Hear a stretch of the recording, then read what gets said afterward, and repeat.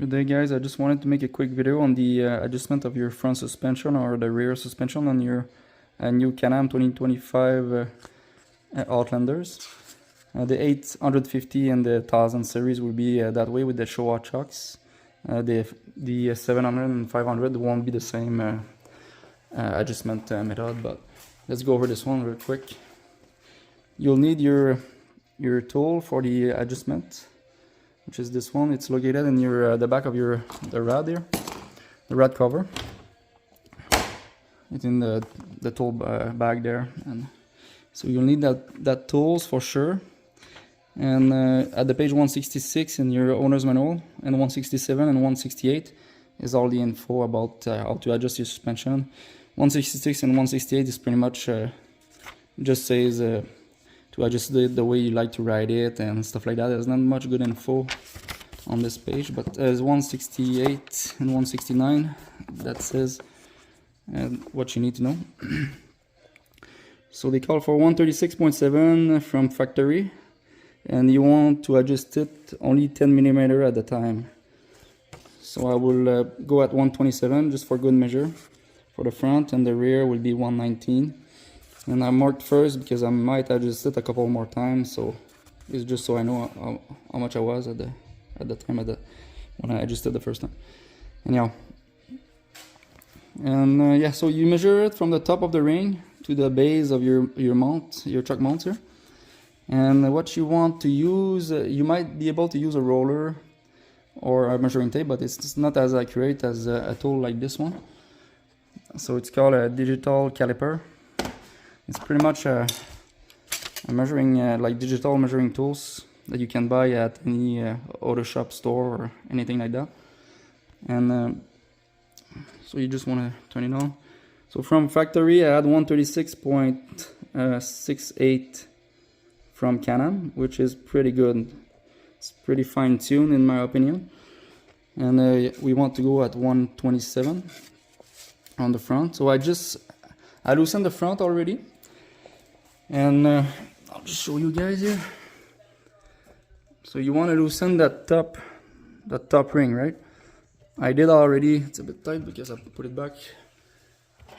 But the issue I had with the factory tool, this one, is it keeps slipping on me, right? Put the tools on and it just slips. Like you cannot grab it for the top ring. The bottom ring, you'll be fine to use the factory tool. But for the top ring, I had to use a sledgehammer, a small sledgehammer, and a punch like that. And I went through on the side and I punched a couple times and it came loose on the top.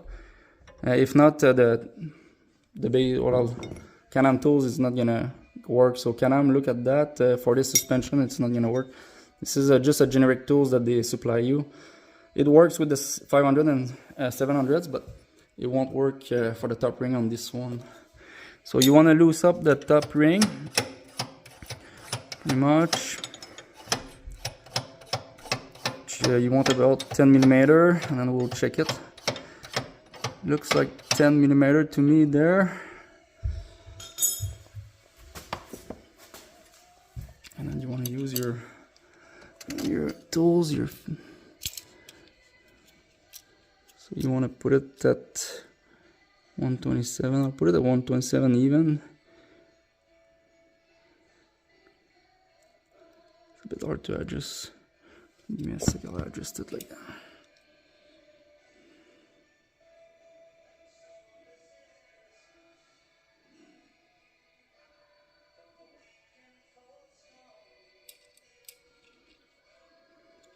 There, I have 126.99. I'm pretty good already. So see how just by eyes I made it at 126.99, which is pretty good. I'm actually 1.98. I'll loosen up a bit and there we go. That should be where you want it to be. And then you will want to adjust the bottom ring tight to it. Well, you want to adjust it first. There we go, the ring is all the way up. And so the only thing you have to do now is to tighten this ring, which I won't be able to use the tools yet, but I'll try it for you guys. You'll see how it slips every time. Just doesn't stay on, right?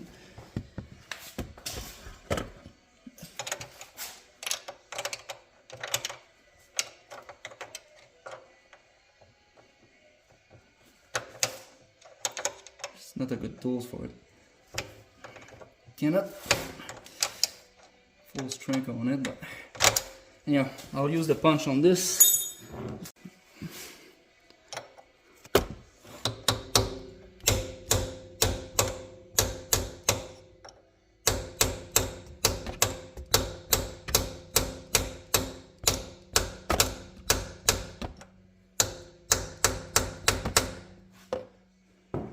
Rear is the same, you just have to repeat the same process. And if you have any questions, just let me know. I think this video is going to be helpful because I could not find any video online about the suspension adjustment on the Showa trucks for the new models. Let's take a look at the back, same thing. There's a ring, looks easier to access as well. There's nothing here, so you can access it a bit better for adjustment. And yeah, I'll see if the suspension is softer after. If I need to adjust it a bit more, I'll wait maybe another 100k till the chuck decompress a bit, and then I'm gonna adjust it another 10mm. I'm not sure if you can go all the way to the top here, but that would be the softest mode there. You cannot go higher than that. But let's start with that, and then we'll go try it out and see. If you guys think, you know what, because the top ring is, you cannot use this tool, I was thinking to notch that tool there with the grinder, so it's gonna grab better, but it didn't help much. I had to use a punch. I'm sure there's better tools out there for that, but that's not what we are all about here. I'm trying to save money. I'm not gonna send it to the dealer and to adjust my suspension, but this is what I use. And if some people are bothered because of a small notch on the ring, you could use like a paint marker or even some spray paint, and cover up everything and paint that small notch. But I'm not too worried about that. That unit is going to be trashed with all the rocks at the going on there and stuff like that, so all the mud too. It's not much of a worry. Alright guys, also I forgot to mention, to use a floor jack will make your life easier. You could use just a single jack, like a regular jack. This one is meant for like dirt bikes or quads and stuff like that, but you could use a regular jack. You might want to do the front first or the back first. You do one side at a time, right? And yeah, this is all the tools that you're gonna need. And I forgot to mention, if people are worried about notching the metal, you could use a towel on the punch in the front of it, and just so you don't damage your metal, right? But it's not so much of a worry. I went over all the rings again, and I tightened them up again just to make sure. But this is all done, and yeah, let's put it on the ground and we'll test it out.